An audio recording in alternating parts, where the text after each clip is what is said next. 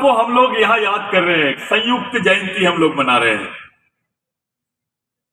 राघोजी भांगरे, इनके पिताजी का नाम रामाजी भांगरे और उनके पिताजी का नाम वालूजी भांगरे, उनके भाई का नाम बापूजी भांगरे, उनके पिताजी, उनके दादाजी और उनके भाई, ये तमाम लोग शहीद हो गए।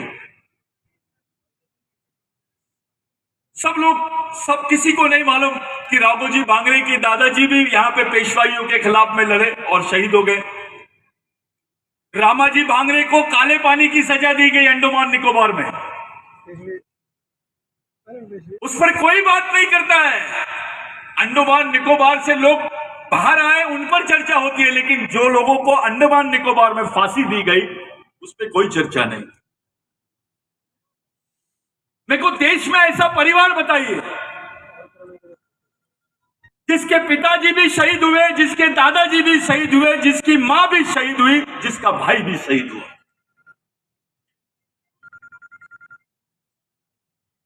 पूरे महाराष्ट्र में एकमेव एग्जाम्पल है राघोजी भांगरे।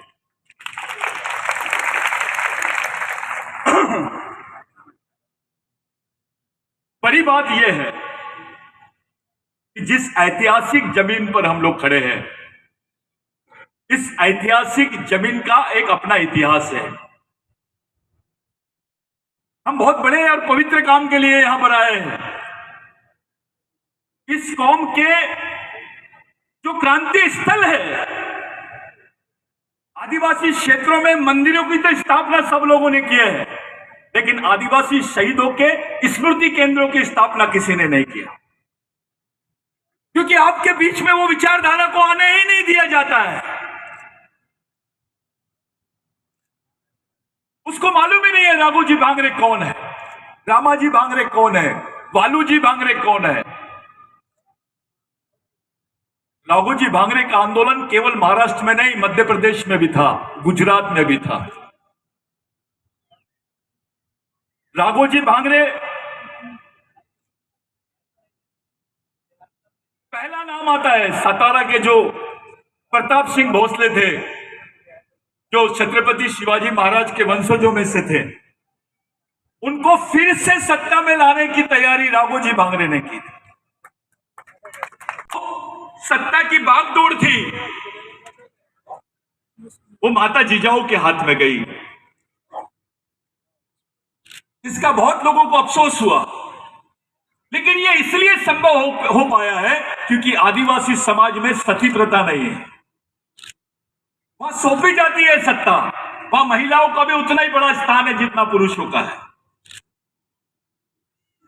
और ये जो उदाहरण है, ये आदिवासी संस्कृति का उदाहरण है। संभाजी महाराज को 7 भाषाएं आते थे, ऐसा कई साहित्यकारों ने लिखा है।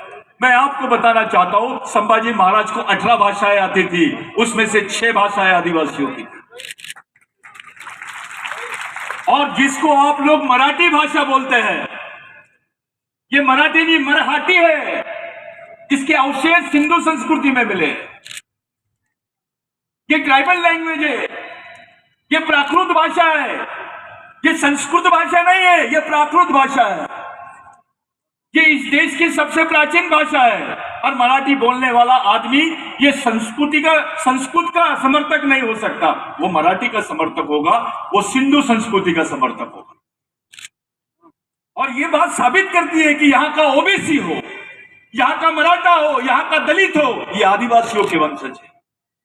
अभी सुप्रीम कोर्ट ने बोला 2011 में कि आदिवासी भारत के मूल मालिक है, ये यहाँ के प्रथम नागरिक है। ये भीलों के ही संबंध में जजमेंट दिया है सुप्रीम कोर्ट ने। साथियों, मैं पहले सवाल का जवाब देता हूं कि पवार साहब मिशन के कैसे नजदीक है। बड़े बड़े नेताओं ने मिशन के कार्यकर्ताओं को देखकर बोला कि ये अलगाववादी हो सकते हैं। जब कोई आदिवासी बच्चा इस देश के संविधान पे डिबेट करता है, जब कोई आदिवासी बच्चा अपने जल जमीन जंगल के अधिकारों पे डिबेट करता है, रिजर्वेशन पे डिबेट करता है, टीबीटी पे डिबेट करता है, अपने मांगों को लेकर सड़क पे आता है, तो यहां के लोगों का दृष्टिकोण होता है ये नक्सलवादी हो सकता है। जब हम पवार साहब से मिले और जब हमारा डिस्कशन हुआ, तब पवार साहब ने इस मूवमेंट को ये बोला कि आपके राजनीतिक कार्यक्रम क्या है मेरे को नहीं मालूम, मैं आपके साथ में सामाजिक कार्यक्रम करना चाहता हूं, सामाजिक क्षेत्र में काम करना चाहता हूं। ये जब शब्द हमने सुने तो किसी हमारे और भी नेता है, बुजुर्ग नेता है, जिनका फर्ज था, इसलिए हम लोगों का विश्वास पवार साहब पे हुआ और आज हम पूरे देश भर में पवार साहब के साथ काम कर रहे हैं। ये सामाजिक आमंत्रण है भाई, कोई राजनीतिक आमंत्रण नहीं था। इसको फैसला, इसका डिसीजन भी पवार साहब ने लिया। ये पहला कि ऐसा व्यक्ति जो देश भर में आदिवासियों के साथ में उनकी सामाजिक लड़ाई को लेकर खड़ा हो सकता है, इसलिए हम पवार साहब के साथ में खड़े हैं। दूसरी बात, कुछ लोगों ने ऐसा पूछा कि भाई आप लोग चाहते क्या हो, आप किस टाइप से आंदोलन करना चाहते हो, किस लेवल का आंदोलन करना चाहते हो। तो साथियों, मैं आपके सामने बता देना चाहता हूं कि जो गलत रिप्रेजेंटेशन गया है भारत सरकार का आदिवासियों के बारे में यूनाइटेड नेशंस में, जो रिप्रेजेंटेशन जो गया है उसमें लिखा गया है कि इस देश में आदिवासी नहीं है, जो अनुसूचित जनजाति के लोग हैं, इन पर कोई अन्याय नहीं हुआ, ये इस देश के आदिवासी नहीं है। और उससे बड़ी बात कि इस देश के जो भील आदिवासी है, जिनकी संख्या 30 से 35% है, ये आर्यन भाषा बोलते हैं, जो भाषा संस्कृत से मिलती जुलती है, इसलिए ये भी आदिवासी नहीं हो सकते हैं। ऐसा रिप्रेजेंटेशन इन लोगों ने संयुक्त राष्ट्र संघ में दिया भारत सरकार ने 1991 में। ये भारत की सबसे बड़ी मिस्टेक है और अब तक के भारत सरकार ने संयुक्त राष्ट्र संघ में भारत के आदिवासियों को आदिवासी घोषित नहीं किया। हमारे पास आज बाबा साहब आंबेडकर नहीं है, हमारे पास में आज कोई बहुत बड़ा नेता नहीं है राष्ट्रीय स्तर पर। शिबू सोरेन जी थी, उनकी भी हालत खराब। जो आदिवासी नेता है वो राष्ट्रीय स्तर पे कोई प्रश्नों का रिप्रेजेंटेशन नहीं कर पाते। ऐसे समय आदिवासी नहीं तो आदिवासी वंश का नेता, हमारे बीच में एक अनुभवी नेता हमको मिला। हमने पवार साहब को बोला कि साहब आपको इस इशू को रिप्रेजेंटेशन करना है, आप ही को आदिवासियों को यूनाइटेड नेशंस में संयुक्त राष्ट्र संघ में मूल निवासी की मान्यता दिलाना है। और पहले आदमी रहे पवार साहब जिनका स्टेटमेंट पीटीआई के थ्रू आया और वो स्टेटमेंट यूनाइटेड नेशंस में रिकॉग्निशन हुआ है। वो किताब आपके सामने पड़ी है, वो मैगजीन आपके सामने पड़ी है। ये इतना बड़ा इशू है कि हमारे समाज को, हमारी आने वाली जनरेशन को जिंदा रखने के लिए संयुक्त राष्ट्र संघ में हमारा प्रावधान होना चाहिए, जहां इंडिजिनियस पीपल के लिए प्रावधान है। ये राष्ट्रीय लड़ाई की बात नहीं है भाई, ये अंतरराष्ट्रीय लड़ाई की बात है। आपको वनवासी इसलिए बोला जा रहा क्योंकि ये आपको आदिवासी बोलना नहीं चाहते। और इस इश्यू को लेकर ना मराठा समाज का आदमी कुछ बोल रहा है, ना ओबीसी समाज का आदमी कुछ बोल रहा है, ना दलित समाज का, ना अल्पसंख्यक कुछ बोल रहा है। जिस दिन इस देश का आदिवासी वनवासी हो जाएगा, बाकी लोग स्वर्गवासी हो जाएंगे। क्योंकि आपको अगर अपने आप को इस देश का मालिक साबित करना है तो आपके पास केवल आदिवासी संस्कृति ही आखिरी एविडेंस है। आपको बताना पड़ेगा कि हम आदिवासियों के वंशज हैं। संभाजी महाराज ने कोई दूसरा नारा नहीं दिया था, छत्रपति शिवाजी महाराज ने कोई दूसरा नारा नहीं दिया था। मुझे एक इंटरव्यू में पूछे कि आप ये संभाजी महाराज, शिवाजी महाराज, जिजाऊ, इनको आदिवासी बोलते हो? मैंने बोला यस, हम आदिवासी बोले नहीं, अभी प्रूफ कर देंगे, वो तैयारी है हमारी। वो इसलिए क्योंकि संभाजी महाराज ने या शिवाजी महाराज ने उस वक्त कोई दूसरा तीसरा नारा नहीं दिया, हर हर महादेव बोला है। और जिसको गोंडी भाषा में, कोया भाषा में बोलते हैं मा याना रोन दारो, ये जो हमारा दाऊ है, ये हमारे मात्र इसमें चलना है, मोहनजोदारो, मा याना रोन दारो, हर हर महादेव। ये जानते थे कि इनकी संस्कृति क्या है।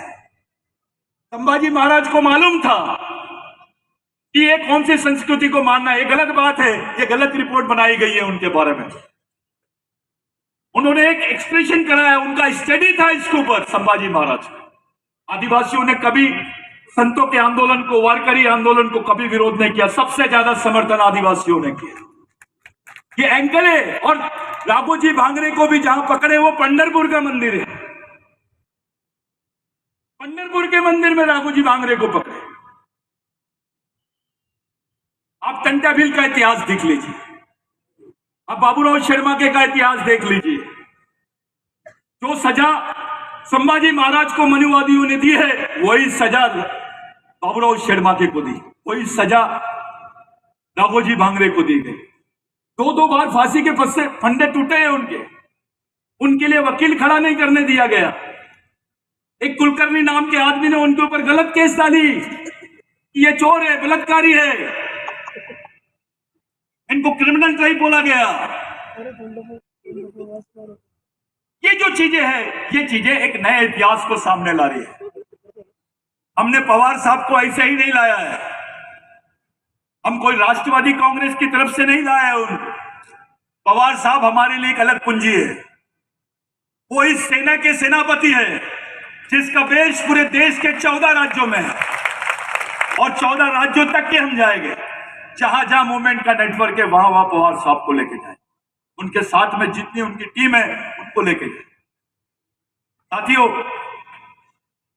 ये जो प्रोग्राम है, ये प्रोग्राम लेने का मुख्य उद्देश्य यह है कि लोग ऐसा मानने लग गए थे कि सह्याद्री में आदिवासी ही नहीं रहता है। ये 5वीं अनुसूची का क्षेत्र है, जहां पे आदिवासियों की जमीन लेना देना जनरल जैसी हो गई है, लोगों से जमीन भी छीनी जा रही है। पवार साहब ने उसके लिए भी बोला, फॉरेस्ट राइट्स के लिए पवार साहब ने बोला।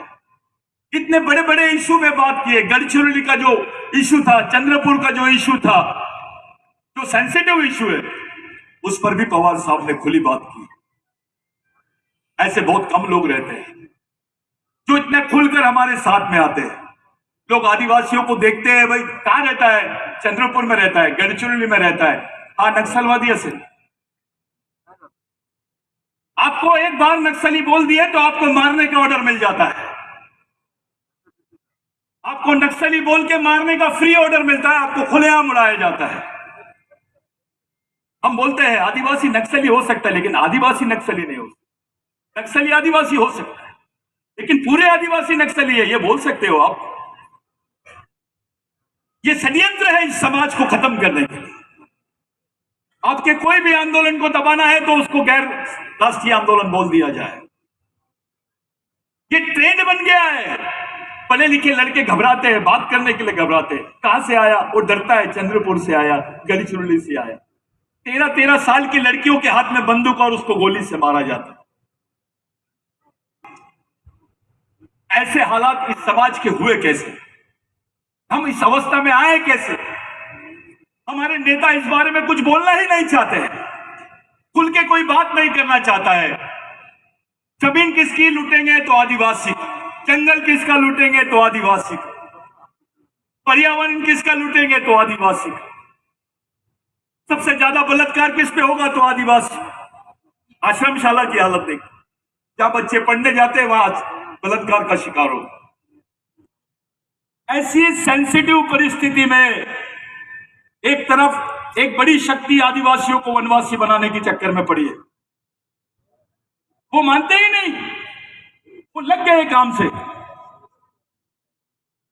ऐसी परिस्थिति में हमने कमान, हमारे सामाजिक आंदोलन की कमान, हमारे राजनीतिक प्रोटेक्शन की कमान पवार साहब के हाथ में दी है।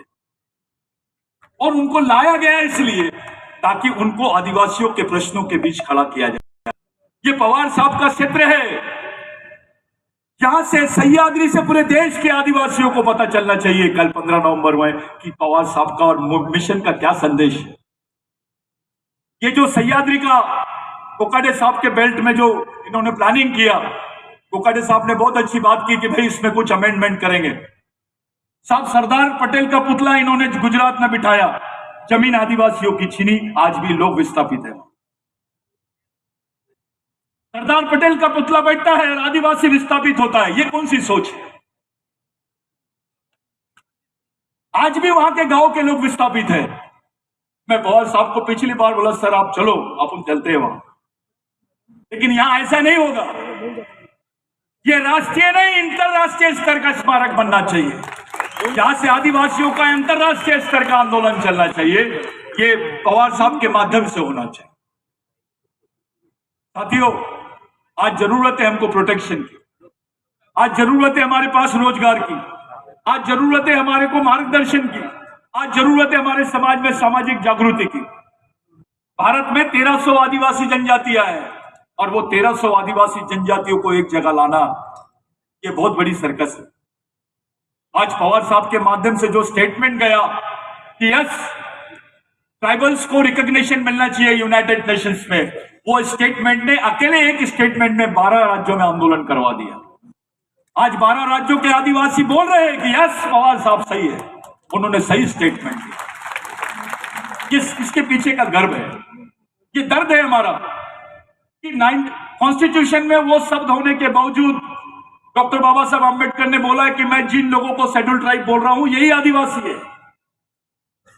ये लीगल टर्मिनोलॉजी है, वो यही आदिवासी है। बावजूद उसके आज 2020 हो गया, आदिवासियों को रिकॉग्निशन नहीं मिला।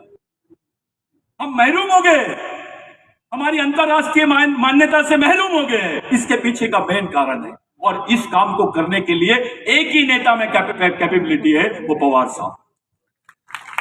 ये बहुत सेंसिटिव प्रश्न है, इसके लिए हमको सबका साथ लगेगा। यहाँ के ओबीसी भाई का, यहाँ के मराठा भाई का, यहाँ के अल्पसंख्यक भाई का, सबका साथ लगेगा। और ये जरूरी है, जिस दिन भारत के आदिवासियों को रिकॉग्निशन मिल जाएगा, उस दिन इस देश में बहुत सारी चेंजेस आ जाएंगे। इसमें जो कंफ्लिक्ट, सांस्कृतिक द्वंद्व है, उस सही मार्ग में जाने की बात है। मैं ज्यादा समय नहीं लूंगा। जितने मूवमेंट के कैडर है, जितने टोपीधारी है, मैं उनसे विनती करता हूं कि ये बेल्ट में आप खड़े होकर साहब को सैल्यूट करेंगे। आप सब लोग सब मिलकर पवार साहब को एक अपना क्रांतिकारी अभिवादन करेंगे।